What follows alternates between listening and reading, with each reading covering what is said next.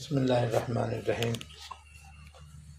नहमदुहु व नुसल्ली अला रसूलिहिल करीम अम्मा बाद।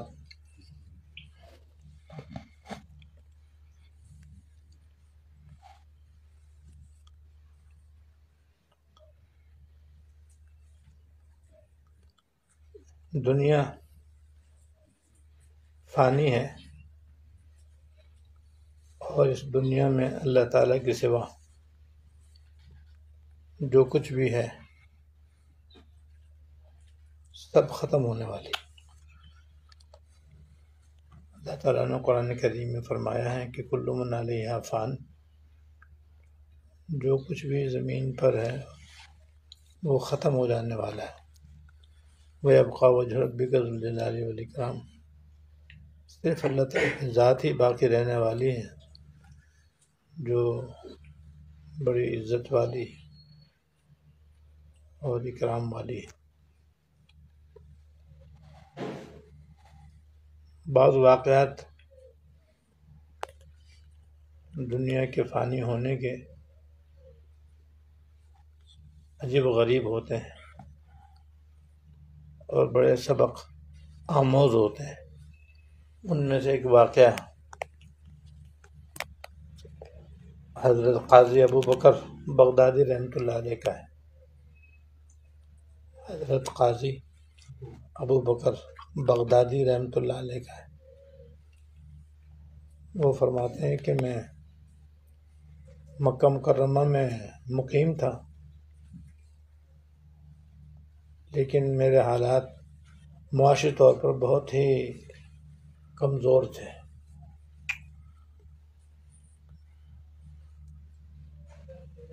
कुछ समझ में नहीं आता था कि कैसे मेरे हालात बेहतर होंगे।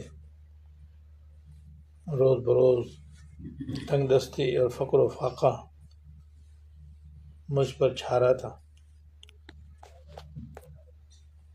एक दिन भूख से बेताब होकर मैं अपने घर से बाहर निकला और वैसे ही मैं गश्त कर रहा था, चक्कर लगा रहा था। कोई ख़ास काम नहीं था, बस भूख से बेताब होकर के मैं टहल रहा था कि मैं रास्ते में एक जगह एक रेशम की खूबसूरत थैली पड़ी हुई देखी, जिसमें रेशम की डोरी थी, फुन्ना भी रेशम का था और उसी से उसका मुंह बंद था। मैंने वो थैली उठा ली, इधर उधर देखा, कोई मुझे नज़र नहीं आया जिससे मैं पूछता कि भाई किसकी थैली है, जिसकी थैली है वो ले ले। जब कोई नज़र ना आया तो मैं उसे अपने घर में ले आया और वहाँ आकर के मैंने उसे खोला। तो जब मैंने खोला तो मेरे हैरत की इंतहा न रही कि कीमती मोतियों का उसमें एक हार था। वो जहाँ बहुत ही कीमती था वहीं इतना खूबसूरत था कि मैंने ज़िंदगी में कभी इससे पहले ऐसा हार देखा ही नहीं। मैंने वो हार उसी थैली में डाला और उसका मुंह बांध करके वहाँ रख दिया। थोड़ी देर गुजरी थी कि मुझे बाहर से आवाज़ आई कि अगर किसी को ऐसी थैली मिली हो तो वो मुझसे 500 दिनार इनाम ले ले और वो थैली मुझे दे दे।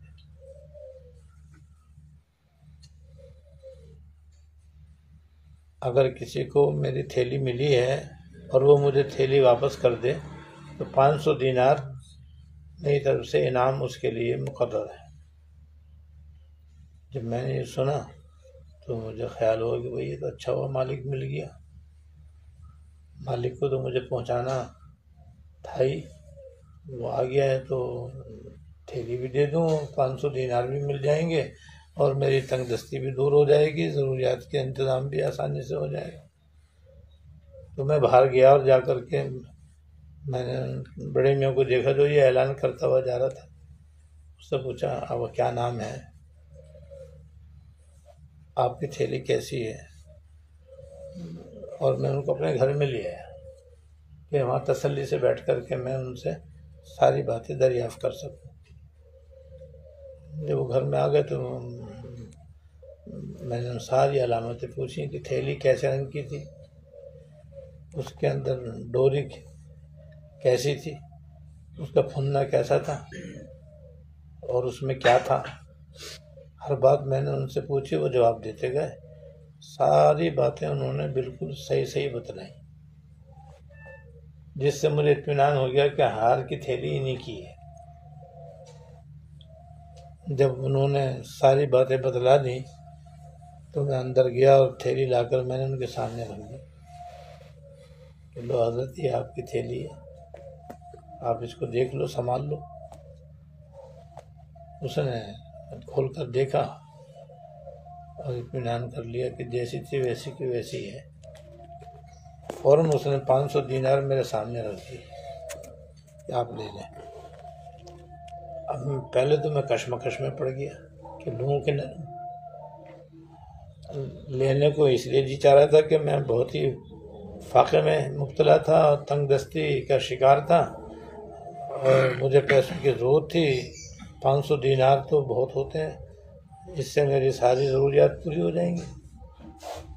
दूसरी तरफ ये मसला मेरे जहन में आया कि भाई ये थैली देना तो मेरी जिम्मेदारी है, ये मेरा फ़र्ज़ था कि मैं ये थैली जिस मालिक की है उसको पहुंचाऊं।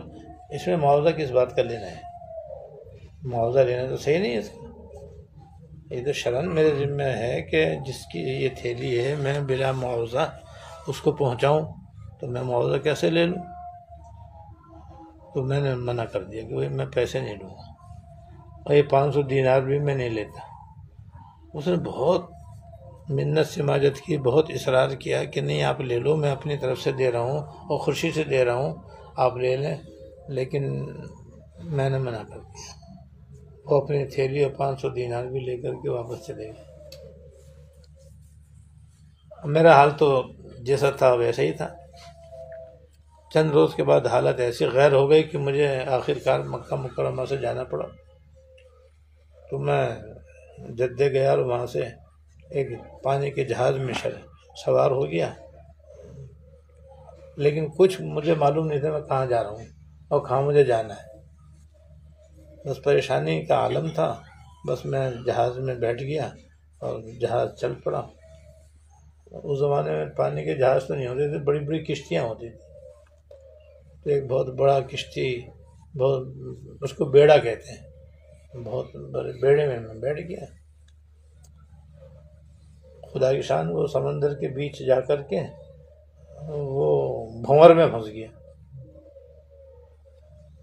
और ऐसा फंसा कि गोल चक्कर खाकर उसके टुकड़े टुकड़े हो गए। सिवाय मेरे सारे किश्ती के सवार डूब गए और मेरे सामने सबके सब डूब के मर गए बेचारे। बस एक तख्ता पर मैं बैठा हुआ था और मुझे अब पता ही नहीं था मैं कहाँ जा रहा हूँ, कहाँ नहीं जा रहा। चारों तरफ पानी पानी। 3 दिन तक वो बराबर तख्ता मुझे लेकर के चलता रहा, चलता आखिर एक जजीरे पे जाके ठहर गया। मुझे जजीरे का भी नहीं मालूम नहीं, ये भी नहीं मालूम है किन का नहीं। खैर मैं जजीरे में उतर गया और वहाँ जो कुछ फल वल वहाँ पे मैंने देखे वो मैंने खाकर अपने जान बचाई। तलाश करके मैं एक मस्जिद मिल गई, मैं मस्जिद में चला गया, वहाँ जाके ठहर गया मस्जिद में और मस्जिद के अंदर मैंने कुरान शरीफ पढ़ना शुरू कर दिया। तो मेरी आवाज़ सुन कर के जजीरे वाले मेरे पास आए और उन्होंने अंदाज़ा लगाया कि भाई ये कुरान शरीफ इतना अच्छा पढ़ते हैं तो पढ़ाना भी जानते होंगे। उन्होंने मुझसे कहा कि क्या आप कुरान शरीफ पढ़ाना जानते हैं? कि हाँ मैं पढ़ा सकता हूँ, क्योंकि मैं मुदर्रिस था मैं तो।